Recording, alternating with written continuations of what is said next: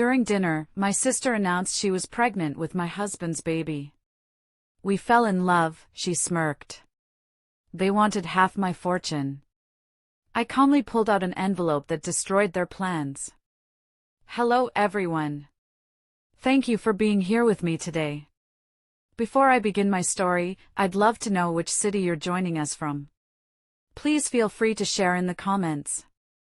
Now, let me take you into this story. My name is Carolyn, and this is the story of how my perfectly constructed life was demolished in a single evening, and how I built something stronger from the rubble. It all started on a Thursday in March. I remember the air in Austin still had that crisp, early spring chill, but inside my office, I was glowing. After 4 long years of pouring my heart and soul into my job as a project manager at a tech company, I had finally gotten the call. I was being promoted to commercial director. It was everything I'd worked for. The bigger salary, the corner office, the title, it was validation. I couldn't stop the silly grin from spreading across my face as I looked out at the city skyline. The first thing I did was call the 2 people who mattered most. First, Russell, my husband. Then, Brenda, my younger sister. My voice was buzzing with excitement. "We have to celebrate. Let's go to Terzo tonight," I suggested, picking the chicest Italian place in town, the kind of restaurant where a single plate of pasta costs more than some people's weekly groceries. But I could afford it now. I'd earned it. I arrived at the restaurant first, feeling on top of the world. I was wearing that navy blue dress Russell always said looked perfect on me, the one that made me feel confident and elegant. I chose a quiet table in a secluded corner, away from the main bustle. I wanted privacy for our celebration.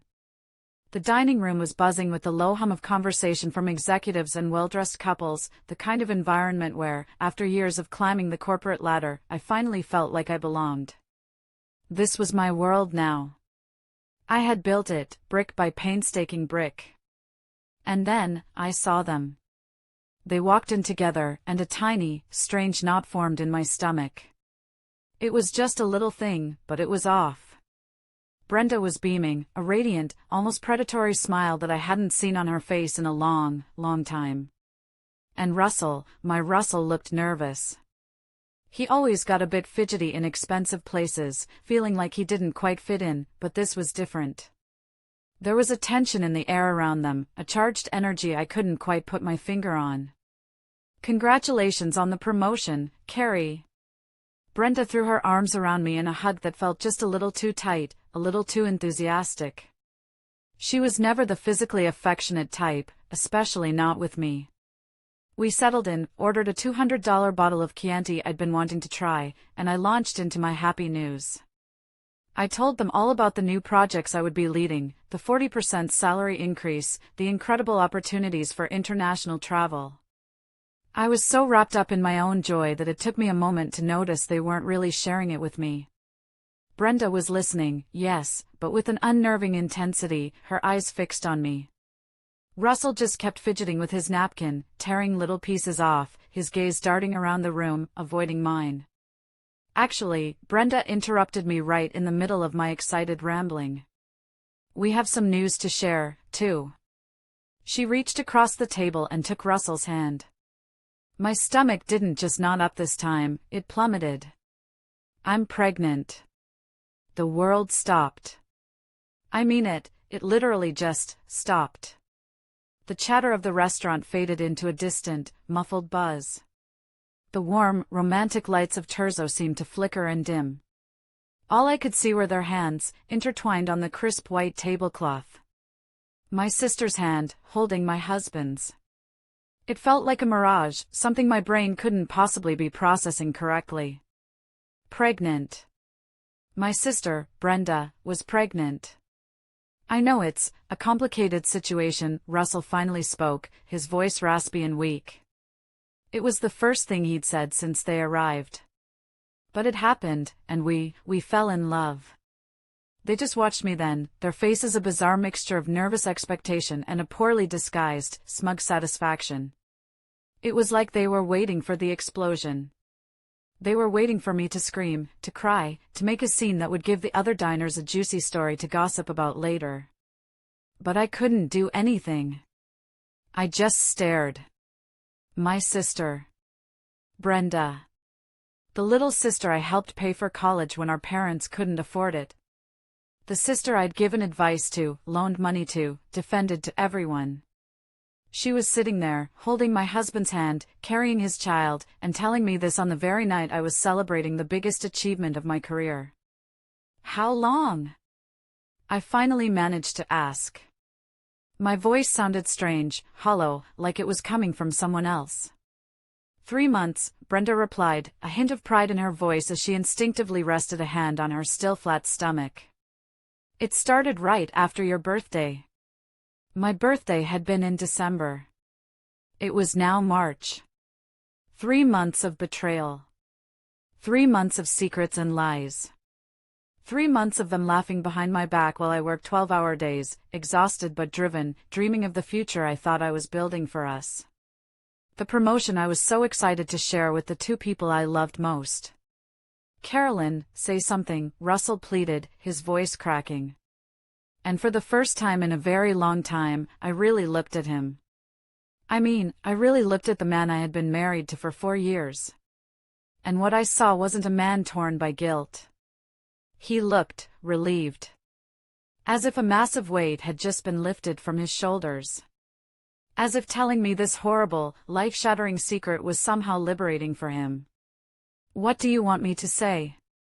I asked, still in that detached, alien voice. Brenda let out a short, nervous laugh. Congratulations? Look, Carrie, she said, trying to sound reasonable, I know this isn't easy, but these things happen. Love is love, right? And the baby, she stroked her stomach again, a gesture that felt like a deliberate twist of the knife. The baby needs both parents together. I didn't say another word. I slowly picked up my purse, my movements feeling deliberate and heavy. I took out 2 $50 bills and placed them on the table, more than enough to cover my share. Then, I stood up. I'm going home, I said. You two do whatever you want. As I walked towards the exit, my heels clicking on the polished floor, I heard Russell call my name, his voice laced with a pathetic sort of panic. I didn't turn around. I just kept walking. In the large, ornate mirror on the wall by the door, I caught a final glimpse of them.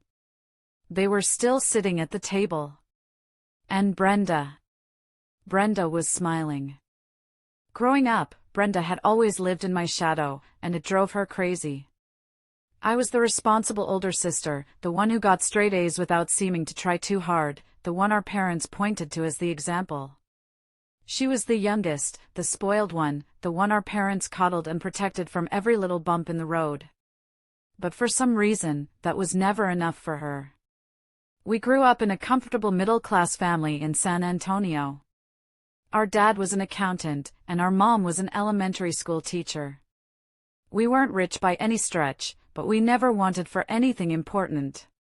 Despite that, Brenda always carried herself with this air of entitlement, as if she deserved a life of luxury that she hadn't done anything to earn. When I won a full academic scholarship to the University of Texas for business, she made a point of telling everyone it was just rich girls' luck. When I graduated with honors and landed a great internship in Austin, her comment was, "Well, you always knew how to sell yourself." When I bought my first small condo at 25, she asked, with a little smirk, if I wasn't being a little too ambitious. The worst part was, she truly believed she was entitled to the same things I had, but without putting in any of the work. To her, success wasn't about sacrifice or late nights studying or grinding away at a tough job. It was about luck, or connections, or some cosmic favoritism that she felt she was being denied. She'd studied graphic design, graduated without much distinction, and had been bouncing from one freelance gig to another ever since, always complaining that her clients or bosses just didn't recognize her true potential. Our parents, bless their hearts, always tried to even things out. When I bought a new Honda Civic with my own money, they dipped into their savings to buy her a used one. When my salary started to grow, they quietly increased the money they gave her each month to help with her rent. It was like they were trying to artificially keep her on the same level as me, to compensate for my success. She was always asking about my finances. It was subtle at first, disguised as sisterly curiosity. "So, what's a salary like that actually look like after taxes?" she'd ask. Or, "How much is your apartment worth now?" There was an intensity to her questions that always made me uncomfortable, a greedy glint in her eye that I chose to ignore. Now I understood. It wasn't curiosity. It was reconnaissance. When I met Russell at a work party 5 years ago, Brenda immediately made it clear she didn't think he was my type. He was handsome, charming, and worked as a car salesman at a BMW dealership. By Texas standards, he did okay for himself, maybe pulling in $5,000 a month with commissions. But it was nothing compared to my salary, which was already over $8,000 and climbing. Still, I fell for him.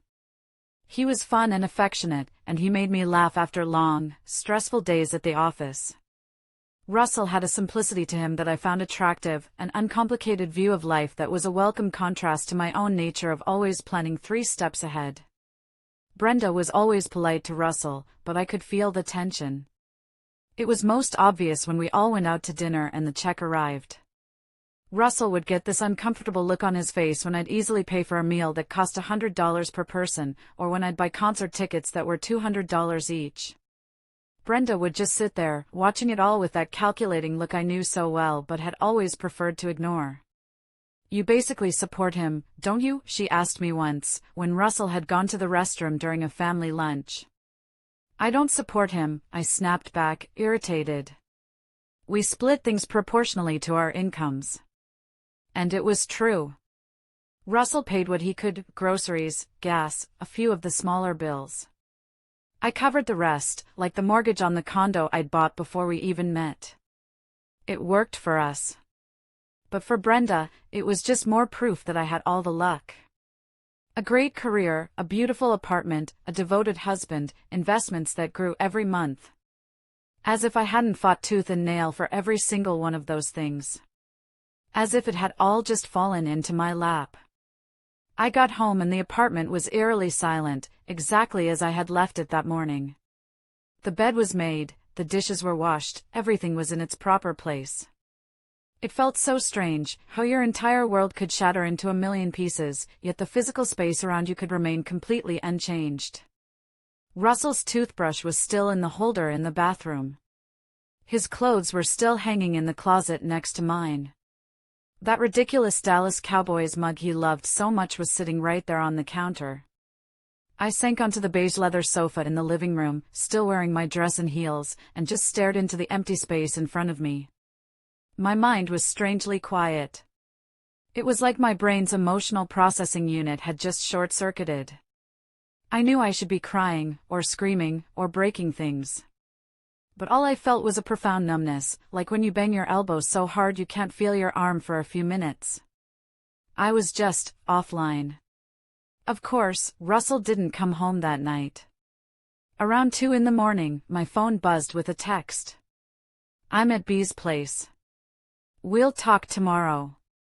B, he called my sister B. As if they'd shared that intimacy for years. As if I didn't exist. As if our 4 years of marriage were just some inconvenient detail that had finally been swept aside. I spent the rest of the night awake, pacing the 1,200 square feet of my apartment, trying to make sense of how I had gotten here. How had I not seen the signs? Were there even signs to see? Now, looking back, they seemed so obvious. Russell working late more and more often these past few weeks. Brenda calling and casually asking about my work schedule. The two of them arriving at the restaurant together, so comfortable, so practiced. Now that I thought about it, Brenda had been showing up in Austin a lot more frequently in recent months.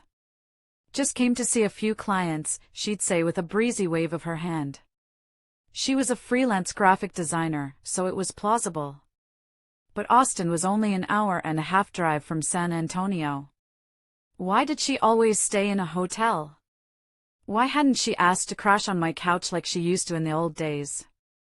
The questions swirled in my head, each one a fresh wave of nausea. When the sun finally rose, casting long shadows across the living room, I was still on the couch, my dress wrinkled, my makeup smudged. My phone showed 17 missed calls from my mother. Brenda had already told her, of course. She'd probably spun some romanticized, tragic version of the story where she and Russell were star-crossed lovers, irresistibly drawn together, with me as the unfortunate, collateral damage. I called my office and told my assistant, Simone, that I wouldn't be coming in. She could tell from the flat tone of my voice that something was seriously wrong, but she was professional enough not to pry. "Call me if you need anything, Carolyn," she said gently. "You never miss work. It must be important." She was one of the few people in the world I felt I could completely trust. I forced myself into the shower, hoping the hot water could wash away the sick, sticky feeling of betrayal that clung to my skin. And under the spray, I finally cried. It wasn't the dramatic, sobbing cry you see in movies. It was a quiet, tired, exhausted crying. The kind of crying you do when you've just lost two of the most important people in your life at the exact same time. My sister and my husband. Gone. When I got out of the shower, there were 3 new texts from Brenda. "Carrie, we need to talk. It wasn't how we wanted you to find out. I know it's difficult, but we can resolve this like adults. Call me." I deleted them all without a second thought. For the first time in my adult life, I spent an entire day doing absolutely nothing productive. I stared at Netflix without seeing it, ordered $40 worth of Chinese food that arrived cold and tasted like cardboard, and ignored the relentless ringing of my phone. It was as if my mind and body needed a full 24 hours just to process the sheer magnitude of the fact that my life, as I knew it, was over. That evening, Russell showed up. He still had his keys, of course. He still felt entitled enough to walk into the apartment I had bought on my own, as if nothing had happened. He came to get some of his clothes. He tried to talk, to explain, to justify himself while he threw his things into a suitcase. It wasn't planned, Carrie. It just happened. He said it so casually, as if infidelity was just a freak weather event, something totally beyond his control. Bea was going through a really tough time. She needed someone to talk to. "How long have you been together?" I asked, my voice flat. I sat on the edge of the king-sized bed I had picked out, watching him fold the expensive polo shirts I had bought for him at Nordstrom. "Officially, since January. 4 months. 4 months of lies. 4 months of faked kisses and empty I love yous before we went to sleep. While I was working 60-hour weeks to get that promotion, dreaming of the future we were supposed to build together, he was already building a new life with my sister. I'm going to find a lawyer, I said, the words feeling solid and real in my mouth. Russell stopped packing his suitcase. He finally looked at me, really looked at me, for the first time since he'd walked in. A flicker of panic crossed his face. "Carrie, it doesn't have to be like this. We can resolve everything ourselves, civilly. Divide things fairly, without any complications. Civilly. Divide things fairly." As if his betrayal was a simple business transaction that could be settled with a polite handshake. As if he had any right whatsoever to the life I had built. After he left, dragging 2 suitcases behind him and promising to come back for the rest of his things on the weekend, I made the call. I called Judith, my best friend from college, who is now a top family law attorney in Houston. I told her everything, fighting to keep my voice steady, laying out the ugly facts one by one. Judith listened in complete silence. When I finally finished, there was a long pause on the other end of the line, and then a deep, heavy sigh. "Carolyn, I am so sorry," she said, her voice filled with genuine warmth. "I know how much you loved him. And how much you trusted your sister." She paused again. "About the divorce. I need you to get everything together.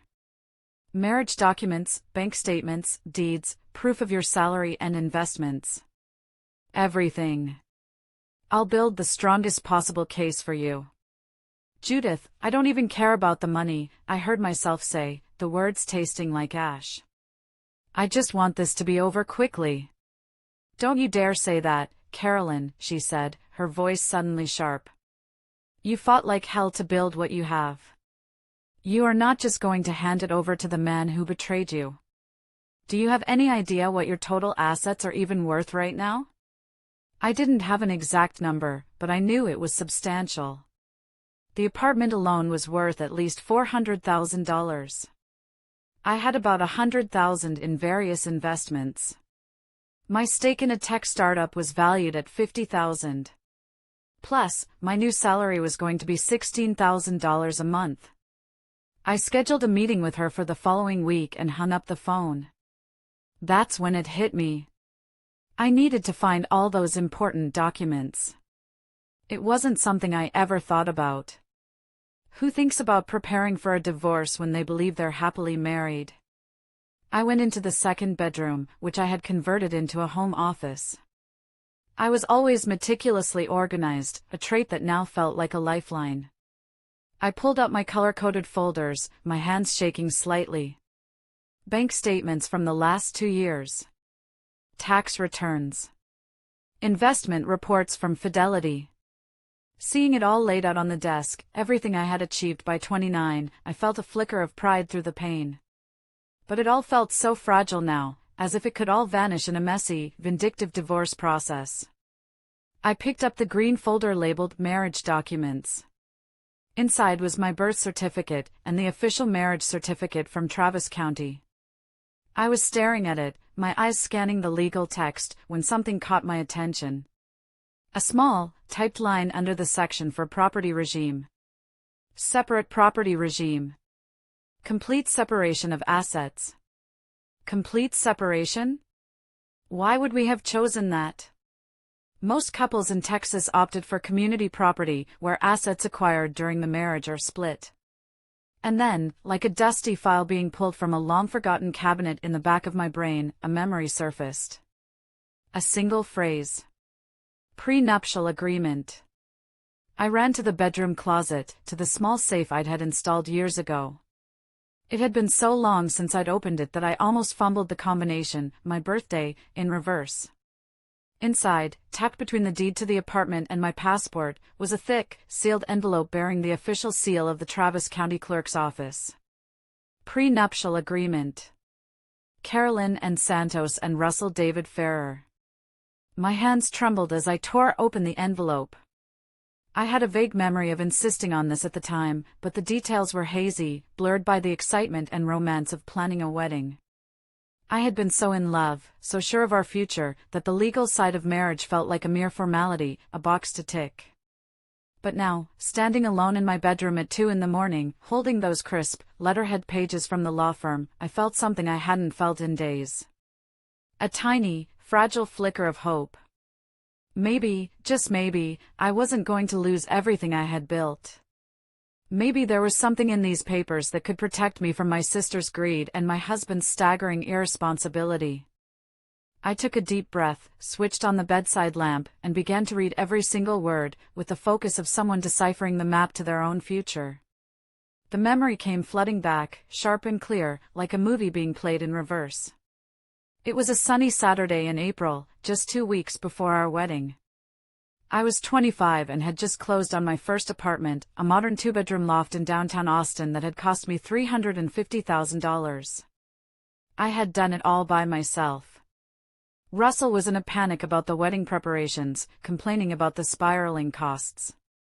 I remember him standing in my new, empty kitchen, looking at the list of vendors spread across the countertop. "Carrie, are you sure we need all of this?" he'd said, his voice tight with anxiety. $15,000 for catering? $8,000 for the photographer? $12,000 for decorations? It's a lot of money. A lot. It was a lot of money. Especially for him, who was making around $4,000 a month at the BMW dealership back then. For me, having just received a significant promotion that boosted my monthly salary to $12,000, it was an investment in what I thought would be the most important day of our lives. But I understood his anxiety. He'd grown up in a family where every single dollar was counted. "Russell, relax," I had reassured him, putting my arms around him. "I'll cover most of it. You just contribute what you can. The important thing is that we're celebrating our love, together." It was in that same conversation that I brought up the idea of a prenuptial agreement. It wasn't born from mistrust. It was a practical step, suggested by my lawyer, Dr. Patricia Williams, during the apartment purchase. "Carolyn," she had said, "you're young, you're successful, and you're accumulating assets quickly. A prenup is just sensible, especially when there's a significant difference in assets between spouses. It's not about mistrust, it's about intelligent protection." When I mentioned it to Russell on a Tuesday night, he literally laughed. He almost spit out the Shiner Bock beer he was drinking. "A prenup?" he chuckled. "Isn't that for ridiculously rich people? We love each other, Carrie. Love doesn't need a piece of paper to prove anything. That stuff is for couples who are already planning their divorce. It's not about love, Russell. It's legal protection for both of us. Just in case something goes wrong." "Nothing is going to go wrong," he interrupted, pulling me close. "We're going to be happy forever. You're being paranoid, baby." He made a face, like he couldn't comprehend why I would even think about such a thing. But he eventually agreed when I pressed the issue, explaining that it would make me feel more secure. "If it's that important to you, then fine," he conceded with a sigh. "But honestly, I think you're overcomplicating something that should be simple." We went to Dr. Williams's office on a Thursday morning. I remember it vividly because Russell was hungover. He'd gone out with his buddies from the dealership the night before for a last bachelor outing. He arrived 15 minutes late, looking sleepy and disheveled, complaining that he'd probably lost a big sale because of the appointment. "Sorry, Carrie," he mumbled. "Had to come straight from work. Johnson wanted to close a deal today, but I told him I had an important appointment with you." Dr. Williams, an elegant woman in her 50s with immaculate silver hair and a sharp suit, explained the terms with the practiced patience of someone who had given the same speech hundreds of times. "Complete separation of assets," she stated clearly. "Each spouse maintains their individual patrimony. In the event of a divorce, there is no division of property, except for assets that were acquired jointly, with clear proof of mutual contribution." She looked directly at Russell. "It's important to understand that this agreement protects both parties. If you acquire significant assets during the marriage, they will be protected as well. Do you understand?" I looked at him, trying to gauge his reaction. He had a somewhat lost expression on his face. Yeah, he said, nodding a little too quickly. "Each person keeps what's theirs, right? Makes sense." It made no sense at all that he had truly understood. Russell had never shown the slightest interest in complex legal or financial matters. Whenever I tried to talk about investments or financial planning, his eyes would glaze over, and he'd change the subject or make a joke about me being too uptight with money. But he signed it. He initialed every page and signed the final one with the same casual ease he'd used to sign a credit card receipt. 15 pages of dense legal text, with specific clauses about properties, investments, future businesses, and even potential inheritance. He barely glanced at the section titles. "Now you can get married in peace," Dr. Williams had said, smiling as she stamped and filed the copies. "I hope to never see you in my office professionally again." On the drive back, as we navigated through the Austin traffic in my Honda Civic, Russell had commented, "I still think this whole contract thing is kind of weird, but if it makes you feel calm, that's what matters. In 2 weeks, we'll be husband and wife. Forever." He truly had no idea what he had signed. For him, it was just another piece of bureaucratic nonsense, a hurdle to clear before the wedding, like getting the marriage license or picking out the rings.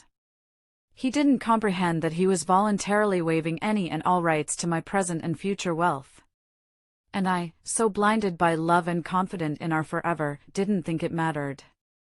After all, love was more important than any piece of paper, right? We were going to build a life together. The contract was just a formality that would gather dust in a safe, never to be needed. How incredibly wrong I was. Now, for years later, alone in my bedroom at 3 a.m. with that very contract in my hands, I finally understood the profound value of that rich people nonsense. I read each page again, this time with laser focus, as if I were deciphering a secret code that held the key to my survival. The legal jargon that had once seemed like just formalities now shone on the page like precious diamonds. Clause 2.1, Complete separation of property. Each spouse shall maintain individual ownership of all property owned prior to the marriage and all property acquired during the marriage. Acquired during marriage. The investments I made every single month from my salary. The stock options from my company. The stake in the tech startup I had invested in 2 years ago. All of it was exclusively, unequivocally mine. Clause 4.3, Dissolution of marriage. In the event of the dissolution of the marriage, there shall be no division of property, with each party retaining the entirety of their individual assets. No division of property. Russell had no legal claim to anything. Absolutely nothing of what I had built on my own. I kept reading, searching for a loophole, a hidden clause he could exploit, but there was nothing. The contract was airtight. Dr. Williams had done an impeccable job. Then I saw it, the clause that made a small, cold smile touch my lips for the first time in days. Clause 5.1, Spousal support waiver. Both parties hereby waive any right to spousal support, alimony, or maintenance from the other party. Alimony. He had no right to alimony. Considering he earned so much less than me, he would have been the one in a position to demand financial support. And he had signed his right to it away without a second thought. Oh, Brenda. Sweet, greedy Brenda. She had likely seduced my husband with visions of a comfortable life funded by my hard work. She probably imagined him walking away from the divorce with half of everything, setting them up for life. What a delicious, bitter irony. I continued reading through the specific clauses. Debt separation, he was responsible for his own. Future businesses, any corporate participation remained individual.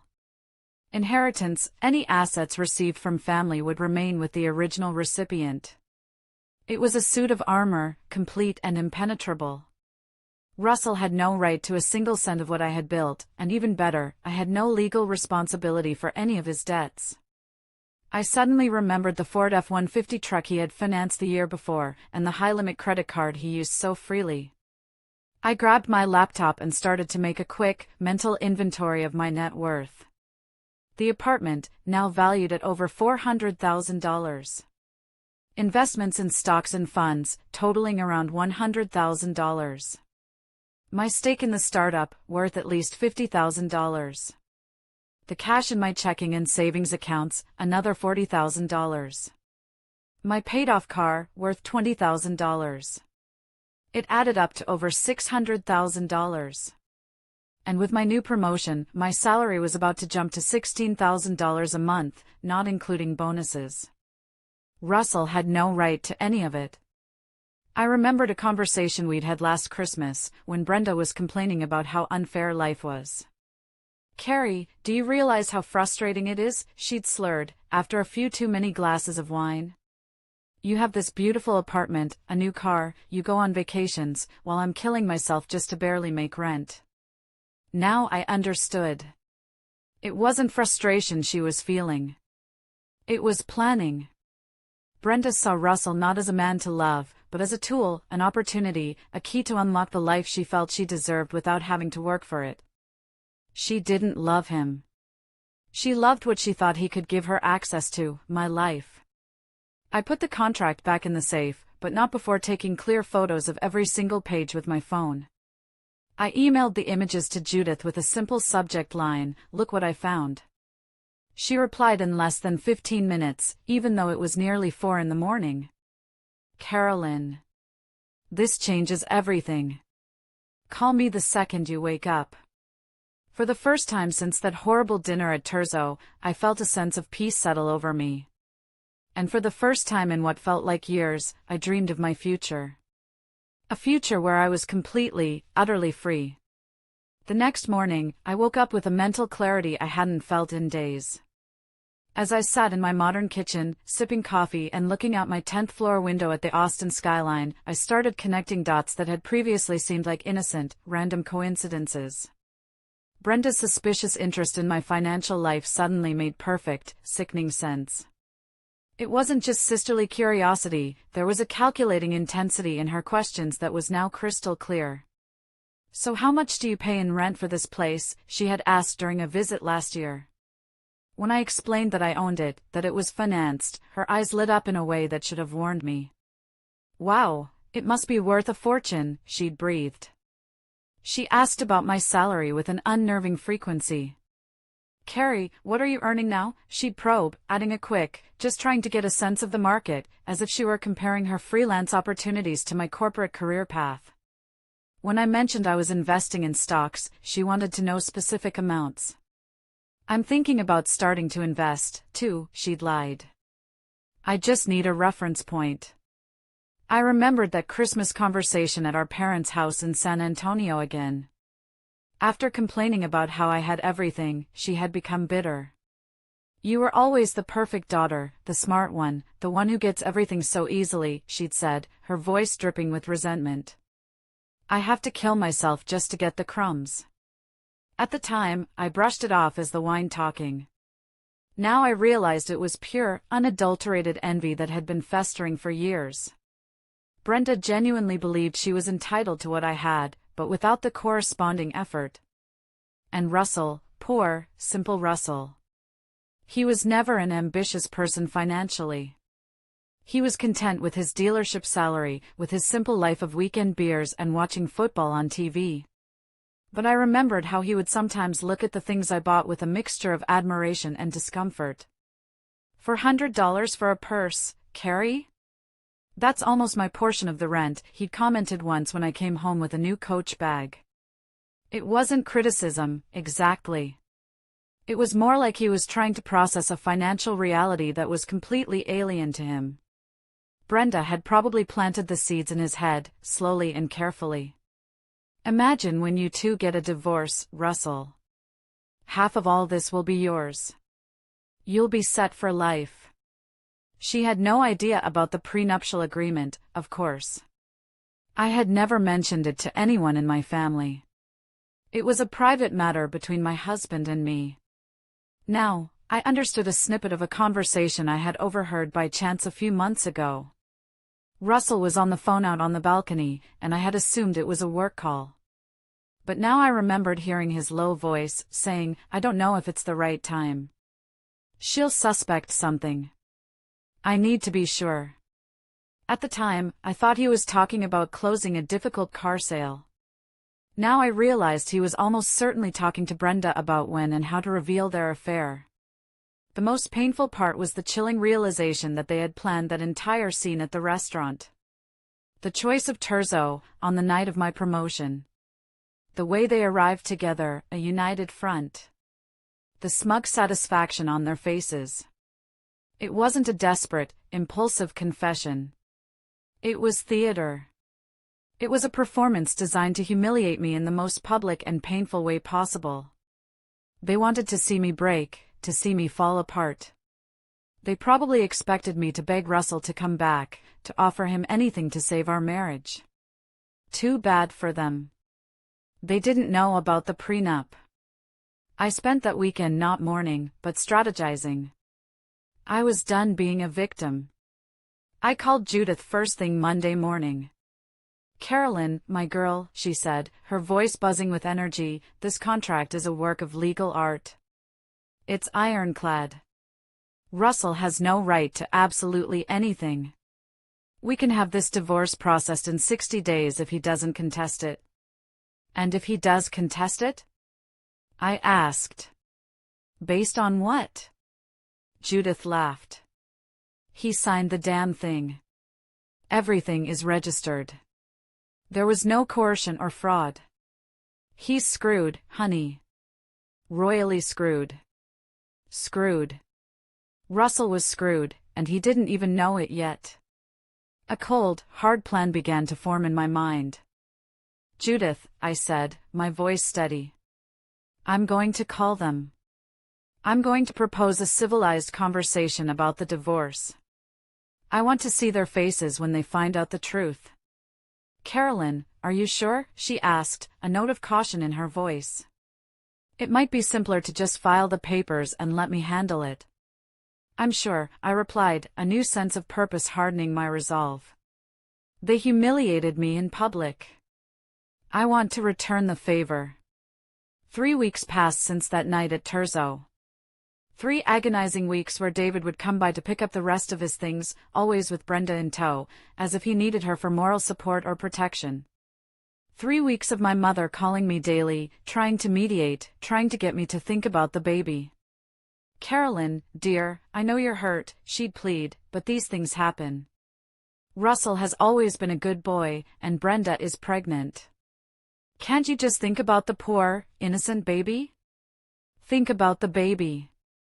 The baby my sister was using as a pawn to steal my husband and, as she thought, my fortune."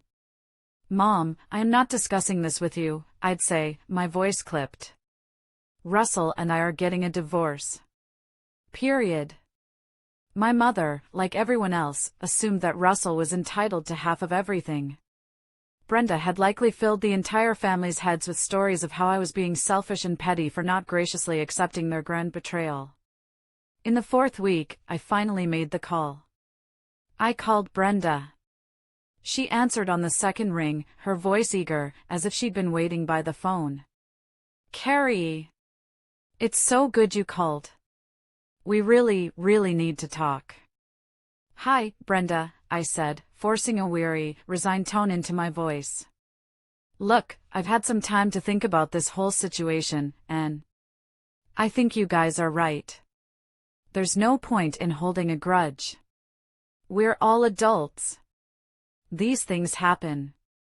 There was a stunned silence on the other end of the line. This was clearly not the reaction she was expecting. "Really?" she finally stammered. You're okay with this?" "I'm trying to be," I sighed dramatically. "I mean, you fell in love, right? It wasn't anyone's fault. And now there's a baby to think about." "Wow, Carrie. You have no idea how relieved I am to hear you say that," she gushed, the relief in her voice palpable. "Russell has been so worried, thinking you were going to make a huge drama, complicate the divorce." Complicate the divorce. How interesting. As if I was the difficult one in this story. "Not at all," I said smoothly. "Can we meet? To talk civilly about how to resolve everything without a fight? Just to settle things like adults. Maybe dinner again? But this time for closure, not for surprises." Brenda let out a nervous laugh. "Of course. That would be great. Russell will be so happy. He was afraid you'd, well, you know, make a scene." "No, of course not. What's the point?" I paused for effect. "Let's meet at Terzo again. Since that's where it all began." "Saturday night?" "Perfect," she chirped. "Carrie, you have no idea how important this is for us, especially now, with the baby coming." I hung up the phone and a slow, cold smile spread across my face. Saturday night was going to be interesting. Very interesting. I spent the next few days preparing for my performance. It felt like an actress rehearsing for the role of a lifetime. I chose my costume carefully, an elegant, severe black dress that conveyed seriousness and control. I practiced in the mirror, perfecting the calm, resigned expression I wanted to maintain. Judith still thought the idea was risky. "Carolyn, are you sure you want to put yourself through this? It would be so much more efficient to just have my office notify them." "Judith, they planned my public humiliation down to the last detail," I told her. "They deserve to get the news in the same way. And don't worry, they won't suspect a thing." They're too busy fantasizing about how they're going to spend my money. I arrived at Terzo on Saturday, punctually at 8 o'clock. I requested the exact same table we'd had before. The maitre d' recognized me and gave me a sympathetic look, commenting that he hoped tonight would be a happier occasion. If only he knew. Russell and Brenda arrived together again, but the atmosphere was completely different from our last meeting. They were relaxed, smiling, holding hands like a carefree couple in love, finally free to show their affection in public.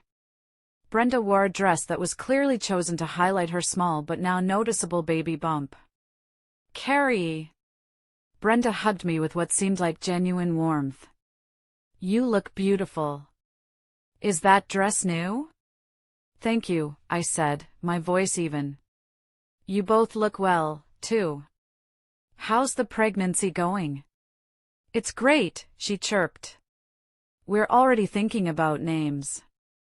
Russell wants Michael if it's a boy. I prefer Gabriel." Russell pulled out the chair for Brenda to sit down, a chivalrous gesture he had rarely ever made for me. "Carolyn," he said, his voice earnest. "Thank you for agreeing to talk like this, so peacefully. I was really afraid that you would make a drama?" I finished for him, offering a small, sad smile. "Imagine, Russell. We're all adults here. We ordered the same bottle of Chianti." The irony hung heavy in the air, but this time, the mood was one of celebration, their celebration. They thought they had won the lottery. After the first sip of wine, Russell cleared his throat and got down to business. "So," he began, "about the divorce. We were hoping to propose doing everything amicably. You know, divide things fairly, without any complications." "Divide things fairly," I repeated slowly, savoring the words. "Tell me more about that, Russell. What, exactly, do you consider to be fair?" Brenda and Russell exchanged a quick, rehearsed glance. "Well," Russell said, leaning forward, "we were thinking we could sell the apartment and split the money, 50-50. The investments, too. And, you know, with your new promotion and everything, some alimony would really help a lot, at least until I can get stabilized with Brenda and the baby." Alimony. He actually believed I was going to pay him alimony while he raised a child with my sister. It was so audacious, so utterly delusional, that I almost laughed. Instead, I slowly reached for my purse, my movements deliberate.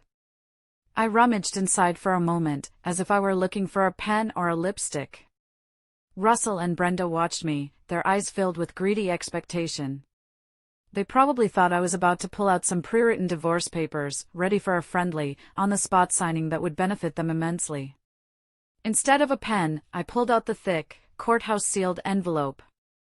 The paper, slightly yellowed with age, made a crisp, dry sound as I placed it on the center of the table.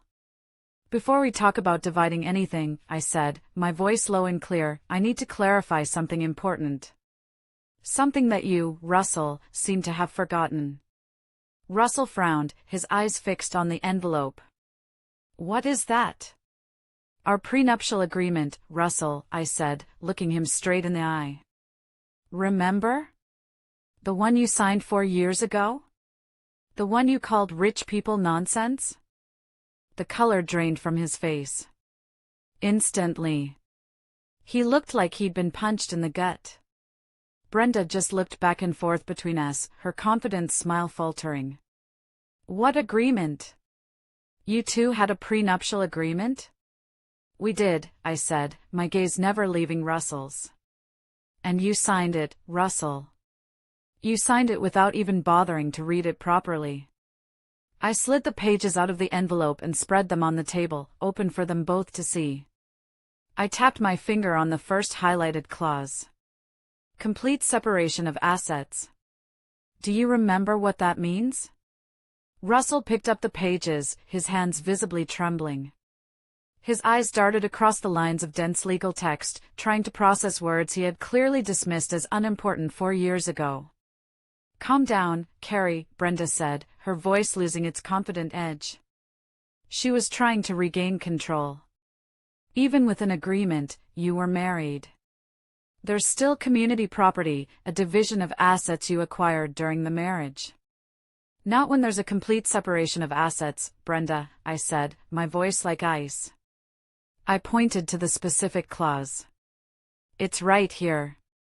Each spouse shall maintain individual ownership of all property owned prior to the marriage and all property acquired during the marriage. Everything acquired during our marriage also stays with whoever acquired it. Which means, it stays with me.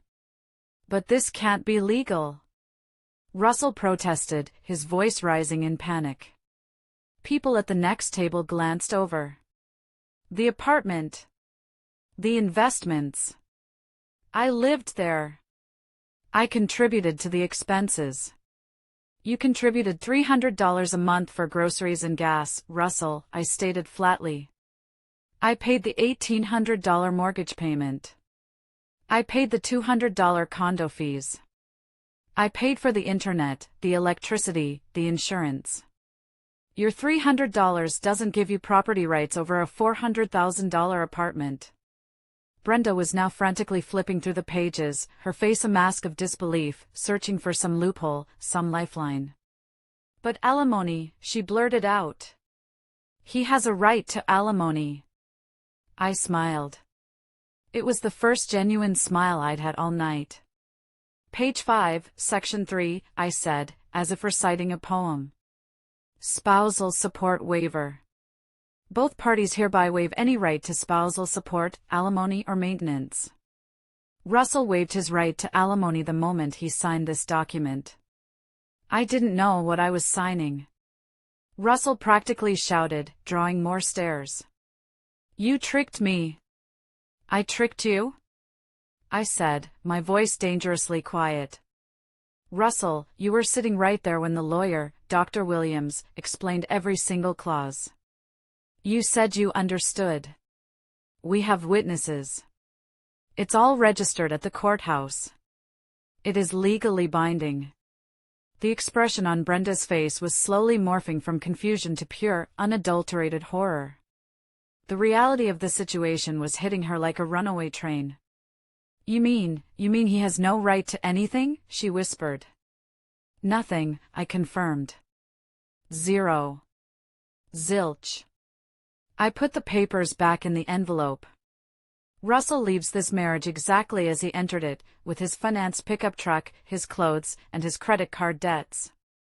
Russell slumped in his chair, running a hand over his face, the full magnitude of his mistake finally crashing down on him. Carolyn, for God's sake, we can talk about this.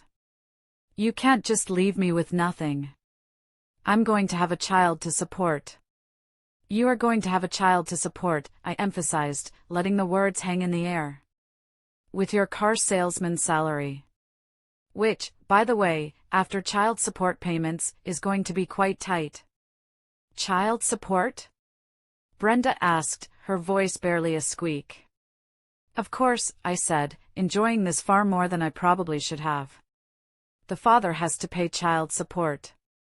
In Texas, the standard is 20% of net income for one child. So, if Russell earns $5,000 gross, that leaves about $3,800 net. 20% of that is $760. Every month. Until the child turns 18. They stared at each other in absolute panic.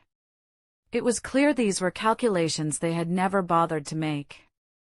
Plus medical expenses, I added cheerfully. Daycare, clothes, education. It's going to be quite expensive to have a baby, you guys. Russell just sat there, defeated. My God, Carolyn, he mumbled. How can you be so cold? So calculating? Calculating? Me? I let out a short, sharp laugh. You two planned this betrayal for months. You humiliated me in this very restaurant, in front of everyone. And I'm the calculating one? Brenda was clearly doing the math in her head, her lips moving silently. If Russell earned $5,000 and paid nearly $800 in support, that left $4,200 before taxes. About $3,400 net to support him, her, and a baby. Brenda, how much are you earning as a freelancer these days? I asked, my voice sweet as poison, though I already knew the answer. Well, it varies, she mumbled. About 2,000 a month, when I have projects. About 2,000, when you have projects, I repeated. So, the three of you will be living on, at best, $5,400 a month. Living where, by the way? Still in that one-bedroom apartment you rent for $800? It's going to be a bit cramped with a baby, don't you think? The silence at the table was deafening. Carolyn, Russell tried one last time, his voice pleading. Are you really going to do this? Leave us with nothing? I know we hurt you, but... Russell, you didn't just hurt me, I cut him off, my voice hard as steel. You tried to rob me. You and her. You thought I was some emotional, hysterical idiot who would just roll over and hand you half of my $600,000 net worth because you were in love. $600,000? Brenda whispered, her eyes wide with disbelief. Surprise!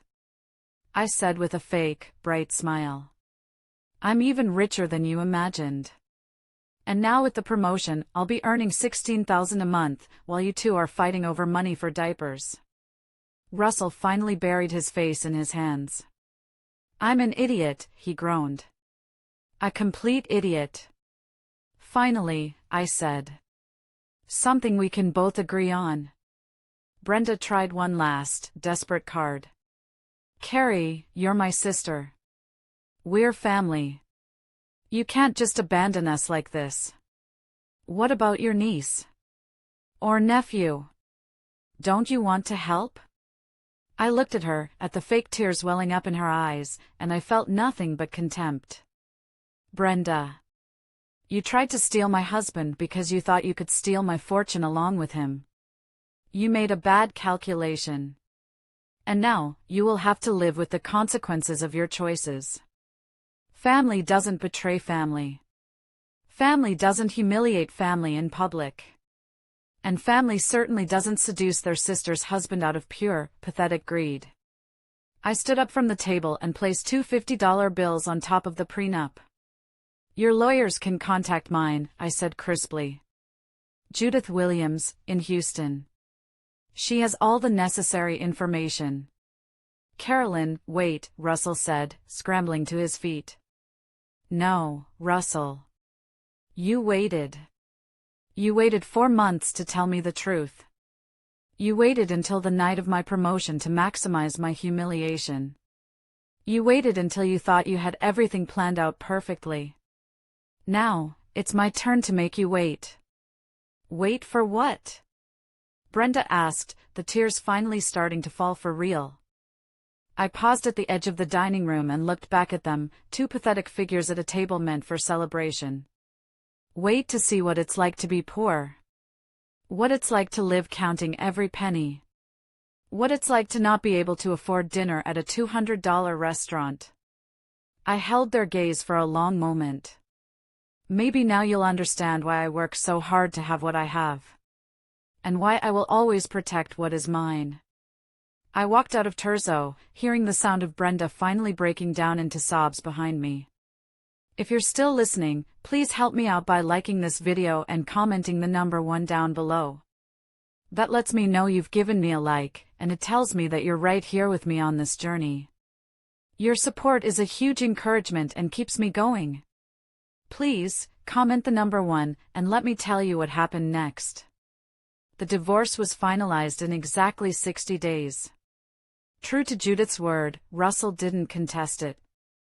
Any competent lawyer would have told him he didn't have a leg to stand on. On a sunny morning in July, I officially became a single woman again. And with that single piece of paper, a profound weight lifted off my shoulders. I was free. Through the family grapevine, mostly my mother's unavoidable, worried phone calls, I followed the slow-motion car crash of Russell and Brenda's new life from a safe distance. Russell kept his job at the BMW dealership, but things got tough. The economy took a slight downturn, luxury car sales dropped, and his commissions plummeted. According to my mother, he was barely making $3,500 a month. "Carolyn, Russell is really struggling," my mother said during one of our calls. "With the child support payment for the baby, there's hardly anything left for him to live on." The baby, a little girl they named Audrey, had been born in September. "What a shame," I'd reply, my voice devoid of any real sympathy. "Babies are expensive." He should have thought of that before. The $800 monthly child support payment was being automatically deducted from his paycheck, a constant reminder of his obligations. Brenda had to move back home with our parents in San Antonio. The little one-bedroom apartment she'd been renting was impossible for a couple with a newborn. So now our retired parents, living on a fixed income, were supporting 3 adults and a baby under one roof. "Brenda is trying to get more freelance clients," my mother would sigh, "but it's so difficult with the baby. And Russell, he just seems so tired all the time, working late, and then driving that hour-and-a-half commute between Austin and San Antonio every single day." He had tried to get a transfer to a dealership in San Antonio to be closer, but they didn't have any openings. So he was burning a fortune on gas he couldn't afford, stuck in a life he had chosen but clearly hadn't planned for. While their world was shrinking, mine was expanding in ways I had never imagined. With the drama behind me, all my energy, all my focus, went into my career. As commercial director, I didn't just meet my targets for the first quarter, I obliterated them. My bonus was huge, and in some months, my take-home pay topped $22,000. The tech startup I was a partner in secured a new round of investment, tripling the value of my shares overnight. In October, I found a new place. A spectacular 2-story loft downtown, with 3 bedrooms and a private terrace overlooking the lake.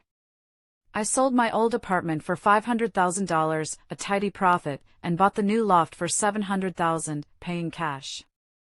I spent another $200,000 on a complete renovation, creating my dream home. A German kitchen, a private gym, a home office with a panoramic view. It was so stunning it ended up being featured in Austin Home and Design magazine. At 30, my net worth sailed past the $1 million mark. I had a solid career, complete financial freedom, and the ability to do whatever I wanted, whenever I wanted. I traveled to Europe 3 times that year: Paris, Rome, Barcelona. Always alone, always first class. The loneliness I had feared never came. After the profound betrayal, the peace of being alone was a luxury. I started therapy, not because I was sad, but because I wanted to grow. My therapist helped me understand that for years, I had been the designated caretaker for everyone around me: my sister, my parents, my ex-husband. "When was the last time," she asked me, "that someone truly took care of you?" It was a simple question, but it broke me open. I had always been the provider, the problem solver. It was time to put myself first. During the holidays, the messages from Brenda started. First, cautious attempts at reconciliation. Then, direct pleas for money. "Carrie, I know you're upset, but we're sisters. Audrey is your niece. Can't you at least help with some baby things? The expenses are so high. Diapers, medicine. Russell is killing himself working, but we can't cover everything. Carrie, for God's sake, answer me. We need help. You're the only one in the family who can afford it." I read them all and deleted them. After the 10th one, I blocked her number. On my 30th birthday, I threw a huge party at my new loft. 50 of my closest friends, French champagne, live music. As I stood on my terrace, looking out at the glittering lights of Austin, surrounded by people who genuinely celebrated my success, I felt a deep, overwhelming sense of gratitude. Gratitude that Russell had betrayed me, because without it, I never would have discovered my own strength. Gratitude for the prenuptial agreement that my younger self had the foresight to insist upon. And yes, even gratitude for Brenda. Without her bottomless greed, I never would have learned that some family ties are toxic and need to be cut. A few weeks later, my father called. It was rare for him to get involved, so I knew the situation was critical. "Carolyn, your mother didn't want me to call, but things are very difficult here. Russell, he lost his job at the dealership last week. Year-end cuts.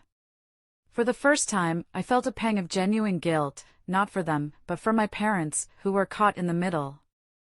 "Dad," I said, my voice softening. "I can help you. I will not give a single penny to Russell or Brenda directly. But if you need help with the electric bill, or groceries, or a doctor's visit for Audrey, you send me the bills, and I will pay them directly." My father accepted, relieved. For the next few months, I'd get the occasional email with a bill attached.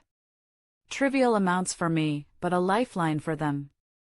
I never had direct contact with Russell or Brenda again. According to my dad, Russell eventually found another job at a much smaller dealership, earning about half of what he used to. They finally moved out of my parents' house and into a trailer park on the outskirts of San Antonio. It was all they could afford. The child support was still being deducted, leaving them with almost nothing. "They fight all the time about money," my father told me sadly one day. He blames her for pushing for the divorce. She blames him for losing his good job.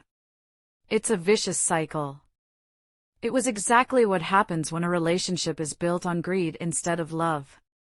The moment the financial reality hits, the fantasy disappears. 2 years after the betrayal, my life was completely transformed. I learned to say no without guilt. I learned that my self-respect was non-negotiable. And I learned that some people are simply incapable of real love, they only see others as resources to be used.